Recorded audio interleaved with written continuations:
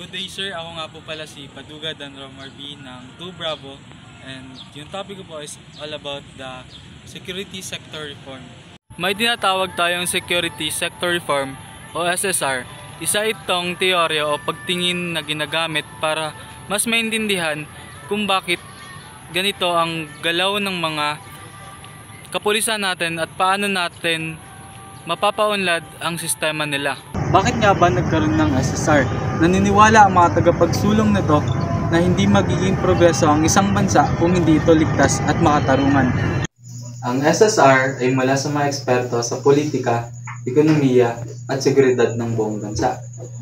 Ipinapakita nito na ang mga pulisya at iba pang nagbibigay ng seguridad sa ating bansa ay may malaking papel sa politika at kaayusan ng lipunan. Ayon sa SSR, mahalaga ang seguridad basta ito ay binibigay ng maayos at may respeto sa karapatang pantao at sumusunod sa prinsipyo ng demokrasya.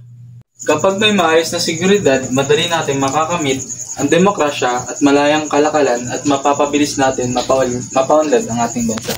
Overall po, ang SSR ay hindi lang basta tungkol sa kung ano ang ginagawa ng pulis, kundi bakit man nila ito ginagawa at ano ang epekto nito sa lipunan. Kaya mahalaga na tignan ang buong sistema ng seguridad kasama ang koneksyon ng mga pulis sa ibang ahensya at sa mga tao. Yun lang po at maraming salamat!